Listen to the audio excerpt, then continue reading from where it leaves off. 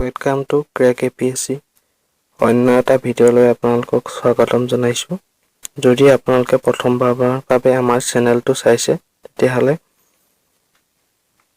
চেনেলটো সাবস্ক্ৰাইব কৰিব আৰু লগতে কাষত থকা বেল আইকনটো দবাবলৈ নাপাহৰিব।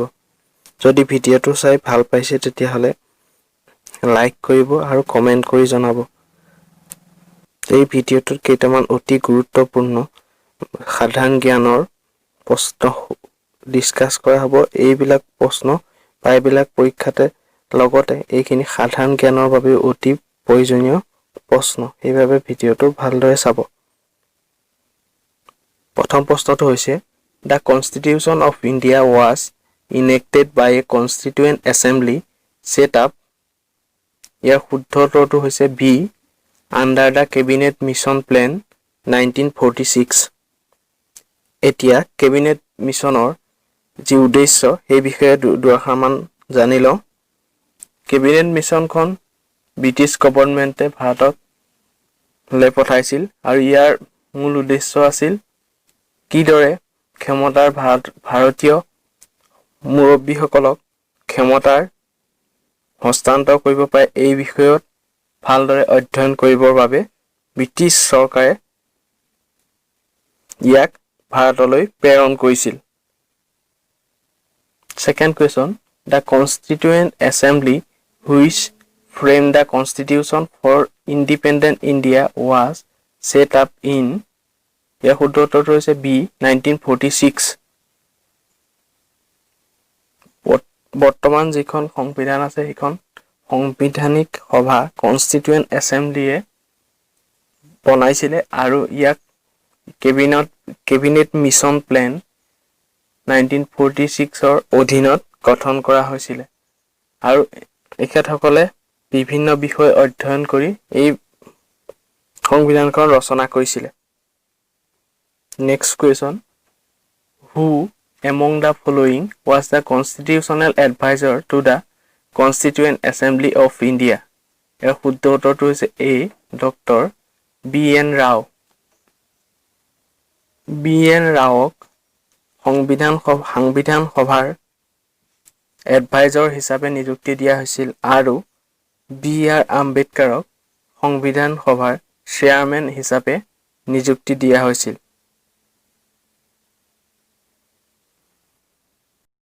Next question, the Constitution of India was adopted by the ইয়াৰ শুদ্ধ উত্তৰটো হৈছে Constituent Assembly. Next question, the demand for the Constituent Assembly was put forward by the Indian National Congress in 1936 at its session at ইয়াৰ শুদ্ধ উত্তৰটো হৈছে C Lucknow যিখন ভাৰতৰ national কংগ্ৰেছৰ session হৈছিল তাত এখন সংবিধান সভাৰ বাবে দাবী উত্থাপন কৰা হৈছিল আৰু ইয়াতে কোৱা হৈছিল যে ভাৰতৰ বাবে এখন পৃথক সংবিধান সভা লাগে যি ভাৰতৰ বাবে এখন সংবিধান ৰচনা কৰিব পাৰে। Next question,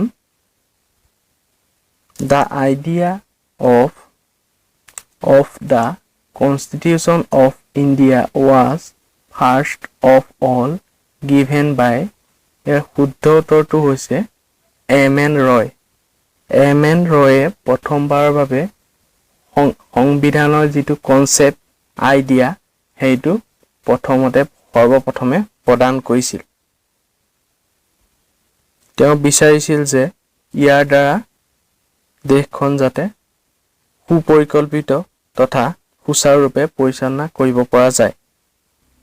The first effort at drafting a dominion status constitution for India was made in response to the Simon Commission. এই কমিশনৰ চেয়াৰমেন আছিল ছাৰ জন চাইমন আৰু ইয়াক হোৱাইট মেন কমিশন বুলিও জনা যায়। কেতিয়াবা হোৱাইট মেন কমিশন বুলি কাক কোৱা হয় এনেকুৱা ধৰণৰ প্ৰশ্ন আহিব পাৰে। Next question, who was the first foreign minister of free India? এটো NDA এক্সামত আহিছিলে 2008ত ইয়াৰ শুদ্ধ উত্তৰটো হৈছে এ জৱাহৰলাল নেহৰু। জৱাহৰলাল নেহৰু প্ৰথম ভাৰতৰ প্ৰধানমন্ত্ৰী হোৱাৰ লগতে তেওঁ ফৰেন মিনিষ্টাৰো আছিল, অৰ্থাৎ বৈদেশিক মন্ত্ৰীও আছিল। Next question.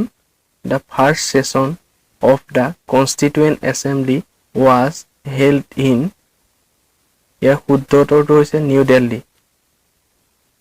নিউ দিল্লীত প্ৰথমখন সংবিধান সভাৰ অধিৱেশন অনুষ্ঠিত কৰা হৈছিল। আৰু এই সভাখনত সভাপতিত্ব কৰিছিল শশীদানন্দ সিনহা। তেওঁ প্ৰথমজন ইণ্টাৰিম প্ৰেছিডেণ্ট আছিল, অন্তৰ্বৰ্তীকালী সভাপতি আছিল। Next question. Which of the following is correct regarding the Indian Constitution? ইয়াৰ শুদ্ধ উত্তৰটো হৈছে C. It is a mixture of several constitution. ভাৰতৰ সংবিধান সভাৰ যিসকলে সংবিধান বনাইছিলে তেখেতসকলে বিভিন্ন দেশৰ সংবিধানসমূহ অধ্যয়ন কৰি এই সংবিধানৰ বিভিন্ন গুৰুত্বপূৰ্ণ দিশ চালি জাৰি চাই বিভিন্ন গুৰুত্বপূৰ্ণ অংশ লৈ ভাৰতৰ সংবিধানখন গঠন কৰিছিল। সেইবাবে ভাৰতৰ সংবিধানত বিভিন্ন দেশৰ ভাল ভাল গুণখিনি দেখিবলৈ পোৱা যায় আৰু এই সংবিধানখন সেইবাবে পৃথিৱীৰ ভিতৰতে আটাইতকৈ দীঘল সংবিধান। Next question. Which of the following describes India as a secular state? ইয়াৰ শুদ্ধ উত্তৰটো হৈছে preamble to the constitution. ভাৰতৰ সংবিধানৰ preamble অৰ্থাৎ প্ৰস্তাৱনাত ভাৰতবৰ্ষখন যে এখন সেকুলাৰ কাণ্ট্ৰি, অৰ্থাৎ ইয়াত কোনো অফিচিয়েল ৰিলিজন নাই, সেই কথাটো স্পষ্টভাৱে উল্লেখ কৰা হৈছে। The preamble to the Indian Constitution was proposed by Pandit Nehru and passed by the Constituent Assembly. The secular wordটো সংবিধানৰ প্ৰস্তাৱনাত প্ৰথমৰ পৰা উল্লেখ নাছিল। ইয়াক 42nd এমেণ্ডমেণ্টৰ জৰিয়তে অন্তৰ্ভুক্ত কৰা হৈছিল। Next question. The Indian Constitution has borrowed the idea of preamble from the ইয়াৰ শুদ্ধ উত্তৰটো হৈছে D. Constitution of USA. Next question. Which constitution has inspired the Indian concepts of rule of law, parliamentary system and lawmaking procedure? ইয়াৰ শুদ্ধ উত্তৰটো হৈছে British constitution. যিবিলাক সংবিধানে ভাৰতীয় সংবিধানখন গঠন কৰাত উল্লেখযোগ্য ভূমিকা লৈছিল তাৰ ভিতৰত ব্ৰিটিছ কনষ্টিটিউশ্যনখন অন্যতম। ভাৰতৰ বহুত আদৰ্শ ব্ৰিটিছ সংবিধানৰ পৰা লোৱা হৈছে। বিশেষকৈ সেই সময়ৰ কনষ্টিটিউশ্যনসমূহৰ ভিতৰত ব্ৰিটিছ কনষ্টিটিউশ্যনে ভাৰতৰ কনষ্টিটিউশ্যনখন গঠন কৰাত এক উল্লেখযোগ্য অৰিহণা আগবঢ়াইছিলে। Next question. Which of the following is not a basic feature of the Indian Constitution? ইয়াৰ শুদ্ধ উত্তৰটো হৈছে A. Presidential government.